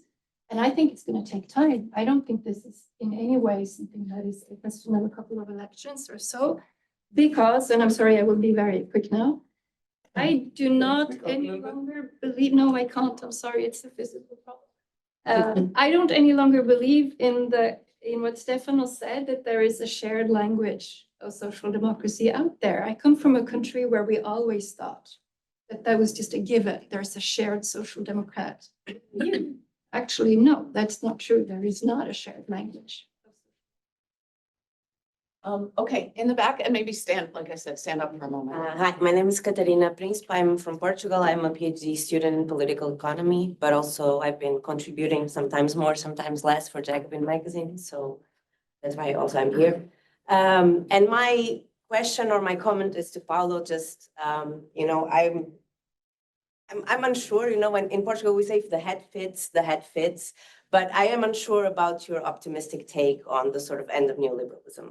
And I want to take precisely the examples you used to question that. And what I'm saying is not, it's on my research and it's very much based on what Brett Christopher has been writing about, the dynamic of concentration and asset managers of all the new sort of infrastructural building, namely with the IRA. But also if you look in Europe, it's the same thing for the structural, the infrastructure buildings for housing, that you have like big asset managers that are actually the ones who are building them, even if they're being supported partially by a sort of new form of industrial policy. It's the same for Britain. If you look at all the wealth, all the care structures, but also what are, systems of provision in general. And I think it's the same for the US. At least that's what he argues. And I think that is a very interesting point, because what he's arguing is actually about the fundamental difference when we talk about this sort of like Keynesian policies of infrastructural building. It's about public or private ownership. And what Brett Christopher argues is that precisely what is happening in the US is that there will be a higher concentration of private ownership of infrastructure in the US than it has ever had. And I don't think that, and if that's true, then I can't really say how we can argue that we've overcome neoliberalism and we're in sort of a different era. Although I do agree with you, there is a new dynamic of industrial policy that needs to be argued, and there's a space, so there's an opening of a space for whatever you want to call it, the center left, the radical left, social democracy, beyond social democracy, to take that space. And if that's okay, if we can engage in conversation, can I just comment to something? But I want to make sure I have time for everybody else Okay, to speak. Then I'll leave it here then. All right, okay. So how about if we do this? I'm going to give you each a moment to respond to whichever part of those comments you do. Try to keep it quick, because I want to get everybody who can to have an opportunity to say something. And then obviously conversations can also happen in the interstices of other things. All right. So go ahead, briefly pick something that you think is that you would like to most desperately respond to, or pass the.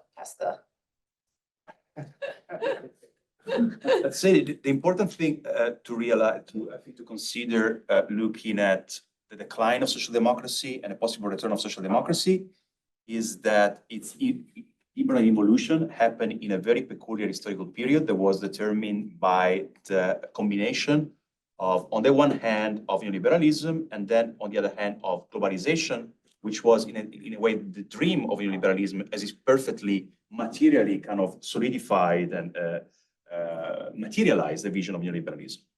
And much of, as it was said before, much of the justificationism, of the legitimation discourse by neoliberal post-social democrats or former social democrats was premised on the idea of the new times. So basically, yes, this idea precisely of necessity, this idea of, we are doing this, and I think certain politicians there were doing that because they really believed in that. We wish we could continue with proper social democratic policies, but the conditions for that have expired. We are in this hyper-capitalist world where the only possibility is competition, and we need to pursue modernization, which fundamentally means flexibility. It means lowering of social rights and conditions, and so on and so forth. Disregarding that, as we know from kind of war systems analysis from Arrighi and Wallerstein, these moments of peak globalization that have already happened before are extremely unstable. They tend to be the exception in world history rather than the normality.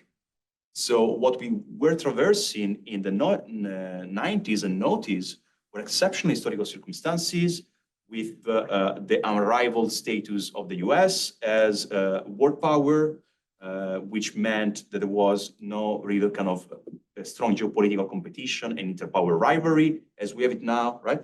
So the big analytical mistake there were taking those exceptional historical conditions as a sign of the shape of things to come, right? So this is the general thing. And there, I think neoliberalism's fortune as a term was that it condensed very different elements at once. One was, of course, ideological. The other one was a kind of a certain mode of production, which was based on hyper-financialization, which was based on trade liberalization, and so on and so forth. Now, of course, some elements of neoliberalism remain. Now we're going to see a new bout of austerity, probably, which it is associated with neoliberalism, but in a way also predates neoliberalism. Tax policy, right, I think is one terrain where still, I say, the common sense is very much in keeping with the neoliberal paradigm. But when it comes, for example, to trade policy, and when it comes to industrial policy, those are two areas, two pillars where clearly things have been shifting, and where now there is an interesting kind of symmetry or an interesting kind of parallelism, what is going on in debates in China and in the US, where in China, they're talking about this kind of double circulation system. So this notion that you have there are things that are too important to be left to the market. Right? China, these are considered food, energy, and technology. And I think like Bidenomics is in a way an attempt to mimic what is happening in China at that level. So what I'm saying is that, of course, this is a selective change, but those changes in the political economy of contemporary capitalism should not be overlooked because in terms of industrial policy, the decision now has been that while during neoliberalism, manufacturing was seen as something that could be sacrificed. You could get rid of manufacturing because as long as you control the ownership of manufacturing, right, and financially, you can use whatever you want. Now it has been decided by the real two big war players, which are China and the US, with Europe not really being a player, that it is too strategically important, even militarily, to be completely outsourced. That opens political opportunities for unions and for social democratic parties that were not available before, because you have a new pressure point that you can exploit, meaning that capital is not allowed to pursue escapist tactics much at the same level as it was doing before. Then in terms of ownership, of course, this is a very important question, but I say it speaks more to the difference between kind of socialism and social democracy, right? Then, so of course, I mean, I would advocate the need for more public ownership, right? But I mean, in much really existing social democracy, often kind of Keynesianism ended using basically private companies as sort of transmission belt and public infrastructure building, and so on and so forth. So of course, I mean, to me, it's not a question of kind of judging positively or negatively Bidenomics or the EU. I mean, to me, it's a transformation in capitalism, in mainstream capitalism, that then leads to a reconsideration of available tactics or for trade unions and social democrats. And I'd say that the range of available tactics now has changed, and some new tactics have become available once again. Stephanie, would you like to respond to one of maybe? Sure. I'll just briefly offer some comments in response to some of Jenny's insights. And that is that in a way, well, right, which is on the question of sort of how to engage more productively, right, positively. And that can so easily sort of lapse into this sort of like third way pragmatic, which obviously we want to avoid, but the point is important, right? And in some ways it connects to what I was saying before about the sort of decline of academic input altogether and the rise then, which leaves a space, right, that gets filled by other people connected to organizations that have anti-social democratic roots, to say the least. It reminds me of something that else that I didn't talk about, mention in my talk, which is that one of the elephants in the room here, of course, is money in politics, which is an incredible problem to wrap your head around in the American context. And I've been surprised to find actually that Swedish regulations around money in politics are actually practically non-existent. And so this is something that's doable. Right, and also questions around sort of ethics, right? Standards of professional ethics within politics, within parties in general, across the board. I think these are all sort of doable are, actionable in business speak, sort of, points of intervention that we could make, and that I think has not, and I think that that's why I kind of wanted to talk about sort of dynamics of the whole terrain of the field, right? So we could move away a little bit from very important questions of language, right, and analysis, right, but also consider, how can we shift the terrain in a way that sort of facilitates those kinds of transformations in language and political. Yeah, so I wholeheartedly agree with what you were saying, and despite appearances, I actually think that this collective sort of self-loathing, really, that both social democratic politicians and the kind of intellectual penumbra that they no longer listen to, has rendered communication impossible, and that's a serious problem. That you have, on the one hand, a room of people telling you how terrible you are, and on the other hand, someone in a nice suit with a 5-point plan for what you can do tomorrow. It's obvious who you're going to want to talk to more. And I think we can actually see, part of what's happened with Starmer's leadership between 2020 to 21 to now is that he's gone from talking to depressed left communitarians about the failure of Labour to speak for the working class to the Tony Blair Institute, which is a kind of hypertrophy of everything that you're talking about, like a total fusion of politics and consultancy, such that he gets fake red boxes given to him. It's an extraordinary institution. It has 800 employees around the world. It's got millions and millions of dollars. Think tanks, universities can't compete. So that is the problem. And what I think is important to do is exactly to get. I think there's something self-fulfilling in this discussion of crisis constantly. It's not like Christian democracy is doing so well either, right? That this is a relative game. It's a competitive game, and you have to work out what you want and who you're for, and not let that be dictated to you by outside forces. And that is a starting point. And I think then exactly this question of a new paradigm of neo-statism, there is a consultant's version of that, of onshoring, of supply chain diversification, of long-term under management. And there's a question of, well, do you simply adopt, as Starmer has done, wholesale this kind of corporate language of de-risking, or do you find a way to redescribe those developments in your own terms, such that you can shift them then in directions that are more political and are more unique to your political persuasion? So it's a very delicate balancing act where you have to take account of forces outside yourself, but you also have to know ultimately who you are and what you want.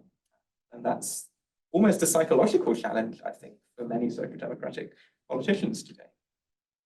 Okay, so last time I saw 4 hands up. I'm going to take 2 at a time, and I'm going to ask everyone to be somewhat brief so that if there are other questions, we get a chance to do them. So I'm going to go with you, and then the fellow behind you in the red, and then I have these 2 gentlemen here, and anyone else after that, we will get to you as well. So thank you. Yeah, just maybe again, introduce yourself. My name is Georgina. I'm the acting secretary, national secretary for the Social Democrat of America, social democratic organization. And I have a question for Paolo and James about the common language. And I was hearing Jamie and James, you mentioned social democracy in your presentation as them, and you talked as a scholar as us. So right there is already a little different thing to refer to the same thing. So my question to you is, are you another social democrat? And why did you use the term them to refer to your work? Is it because you're a scholar, or is it because? That's the first part. And for Paolo, it was you mentioned social democracy of fear. And I came up with fear against who? Who should we, the social democrat, instill fear? Because my organization is SDA. We are here to win position inside the Democratic Party of the United States. So who should I instill fear? To the liberal faction or to the people I'm trying to convince to vote for me? That's my question. Hi, I'm Mark Gomez with the Service Employees Union. So I wanted to bring unions into the conversation, particularly what's their role in this, and thinking from the perspective of optimistic organizing unions, so that unions potentially bring in candidates for office, policies. They used to have economists that advise politicians, and they turn out the vote. How would you all put unions within the arguments you've made today? Great. Okay, again, why don't we start with you, James, briefly pick something if you'd like to.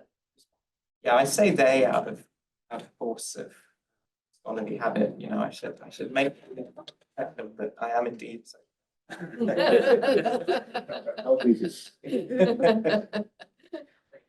all that.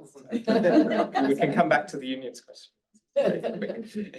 Would you like to say something about unions briefly, or? Yeah, I mean, I think it's exactly that kind of intellectual and organization infrastructure that unions provide that's really lacking. I mean, and we sort of had this experience with Renewal that we actually, as a little magazine, we would often get support, interestingly, because of the historic associations of Renewal, from the unions associated with the labour rights. So Usdaw, the Shop Workers Union, as well, Community, kind of small catch-all union. I guess, you know, the question is whether the interests of labour and the interests of social democracy as an ideology kind of always overlap necessarily in this current historical moment. I think it's very interesting, you know, Unite, and I speak from very narrow British knowledge, so I apologize for this, but, you know, Unite, the biggest British union, has recently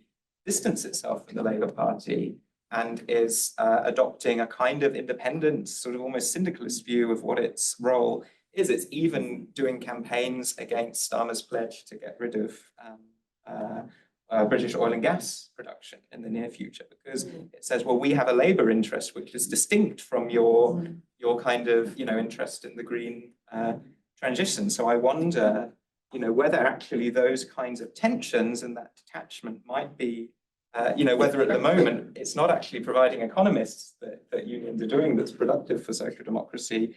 It's providing challenge to the ways in which policies are being implemented. Now, obviously, that's a very controversial example, a union standing against the green transition, but it does point up the fact that, you know, yeah, there needs to be a political case for that that speaks to the interests of labour. Well, I'll just say briefly on the incredibly important matter of bringing unions into the picture, one of the projects I briefly considered after finishing my book was doing an analysis of this sort of history and trajectory of unions, not just as sort of economic and political arms of parties, but as producers of knowledge, of economic knowledge, of economic analyses, grounded right in the concerns and orientations of union membership, and the incredibly important role they play in generating voters, especially in the American case.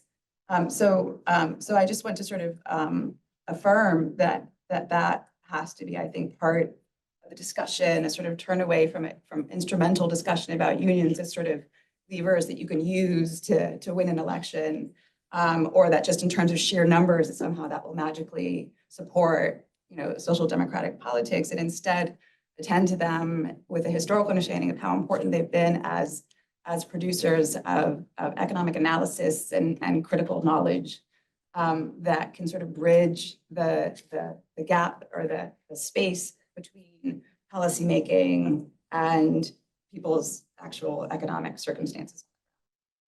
Did you want to on it all? Yes, I mean, on the question of fear, I think a huge problem for social democracy and its renewal is technocracy. But technocracy not just as a system of power, also as a certain ethos. I mean, I think many social democrats exude technocracy. They present themselves as sort of cold-blooded providers of solutions to the working class. And that often goes with a certain suspicion of emotions and passions, and of populists as people steering negative emotions. I mean, I see these all the time in social democrats in Europe, they constantly kind of blaming populists, right and left, for being irrational and steering people's passions. Well, I think that it is fundamental to take into account that mass politics is about emotions, and mass politics is also about negative emotions, and that you need to process those negative emotions. I think, like the Spanish case, for example, like Sanchez has been very good at learning some lessons from Podemos, absorbing certain kind of populist rhetorical tactics that previously only Podemos was using, which include antagonism, political antagonism, having enemies. In politics, we have enemies, or if you want to call them adversaries, but whatever the case is, right? There are antagonists. So in the last campaign, for example, he was blaming the IBEX 35, so the big companies in the stock market, right? He was using a language that was almost bordering on kind of conspiratorial. But I think it is fundamental to recuperate a sense of who are our enemies. Who are our enemies? There's aplenty, right? Elon Musk, for one, there's so many capitalists that are pursuing very corrupt tactics that are exploiting workers. And I think we need to have a language, right, that blames these people and that clearly signals that they are a problem, right, for improving conditions of ordinary people. And as for unions, unions are central to any social democratic project. I mean, of course, in kind of traditional leftist theory, Leninists basically accuse social democracy of stopping at the level of trade union consciousness, in the sense of not having a project of substituting capitalism, but simply exacting concessions from capitalism. I think what social democracy can learn from unions is that exacting concessions is in fact something very important that people care about, that it is something indeed pragmatic, but also practical, that people very much care about. The kind of incremental improvement of their conditions is something that they have not been seeing for many years, and that therefore is, at least in any case, a starting point, right? Reconstructing trust and reconstructing loyalty between workers and center-left forces. Okay, so I know I have two more questions here. Do we have other questions? I thought we had till 11:30. No, we start the next one at 11:30. Okay, so then we have these two My questions. question was Mark's, essentially. Oh, all right, okay. So this fellow in the back, nobody else has a question because we can take them all together. Okay, good, would be perfect. Go ahead then. Thank you. Hi, my name is Max. I'm on the steering committee of the New York City DSA. And I wanted to ask the question about unions sort of from a different framing, which is in terms of how do we build a base for social democracy or a left project in 2023 in an era of Class C alignment? What's the role of unions in this? And the initial framing is I just about half an hour ago got a push notification on my phone from the New York Times that the UAW just announced that 38 more facilities are out on strike this morning, one of which just north of New York City. This is a major, labor conflict that is taking the Biden administration and their, Bidenomics industrial policy program task basically and challenging it from the perspective of, what's the role of worker power in this new industrial policy? So how do unions build the base for social democracy? And I'll leave it at that. Okay, so this is going to be our last question. We have, as you heard from our organizer, 5 minutes. So if you'd like to respond, do that. And whatever last words you have. Thank you. We'll start again. Why don't we start on your side since we started with James last time? We'll go back in this direction. All right. I think that the unions clearly now have opportunities to exploit, in the sense that a capitalist system that subsidizes production, right, is a capitalist system where production is politicized, right, where companies are forced to accept certain things that may not necessarily be in their interest as a pure kind of economic actor, right? Because they have interests and incentives, right, that keep them stuck in place. This is the big difference, right, with, say, neoliberal global capitalism, is that there was at least an impression of complete flexibility and mobility to move your production to Vietnam, Mexico, and so on and so forth. Now, also wage differentials between countries have decreased considerably, right, compared to what they were before. So also the incentive in relocating is not as big as it was before. And it is a matter for unions, for workers of exploiting, of recognizing these different state of affairs. Right? Capitalism is changing, capitalism has changed, and there are different pressure points to be exploited. And on the other hand, I think that a very big issue is how union organizing can go hand in hand with a new universalist project, right?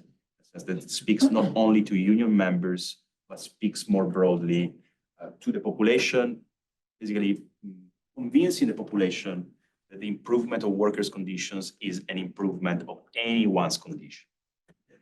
Because too often, I think that is more the case in Europe.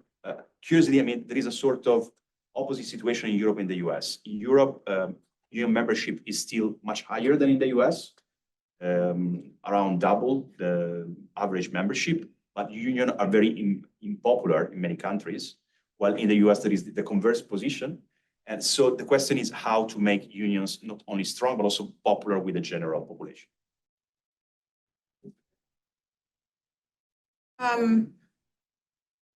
Well, yes, one thing.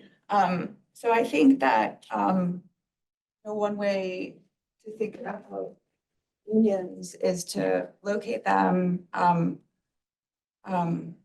in the sort of whole constellation of sort of both political, but also educational and socializing institutions that help to sort of cultivate social democratic or leftist or whatever term you want to use, ways of seeing and interpreting the world, which if you go back to the origins of social democratic parties, that is what they did. It was an important basis, right, of what they did. And I think it's an important part for why that politics was so deep and lasting, was because it cultivated a way of life, a way of accounting for your time, your calendars, your interpretation, the language that you use to talk about politics and your place in the world. So I think that unions are and can be a very important part of that broad constellation of socializing institutions that I actually think that terrain is right now in the US in some ways it's a really encouraging, there are a lot of encouraging developments on that terrain. I'm thinking of all the podcasts and all of the, Jacobin and, all of these sort of initiatives that are cultivating this conversation that is open and accessible and that people can participate in, and that can help them, for instance, bridge the divide between academic work and scholarship and activists and people in politics and policy. So that sort of reiterates some of what I was saying earlier, but Yeah, I mean, I think, and this is sort of relates to what Paolo was saying, it's a really varied picture depending on where you are. I mean, I think, for instance, the relationship of the Labour Party with its trade unions is going to become extremely fraught in the early years of any government that comes in because of what they're committed to does public spending, and most British trade unions are in a large nationally organized public sector. So and that is already on strike extensively, and that will cause conflict. Both sides of that cannot win.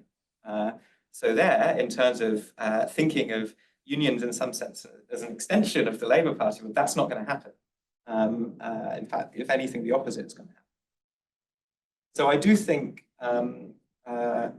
maybe in the sense that union coverage in many countries is so patchy right now, I think that there is a case for thinking in terms of industrial strength and actually not allowing unions to be dragged down by the political obligations and functions, if you like it. I mean, in a sense, turning on its head, right? That social democratic parties are often worried about whether they're too narrowly of the labour interest or too narrowly of trade unions, and this means that they can't speak to some imagined national community of a kind of bourgeois public. But I wonder if actually the reverse might also be true, that if unions become allied to social democratic parties who are less popular than they are, that inhibits their ability to organise industrially, and maybe the weakness of both parties is such that it's better that they build themselves up separately a little bit before coming to terms again, as they did at their origin. You know, there are a lot of Tory and liberal trade unionists at the origins of the British Labour Party. There are trade unionists today in the US who are attracted to Donald Trump. So, you know, the question is, how can the union movement be politically pluralist and industrially focused? And how can the high politics, if you like, party organizations work in productive tension with that so that both parties can gain in strength and come to terms with one another again in a new way and a new sense? Well, thank you. Thank you to the panelists.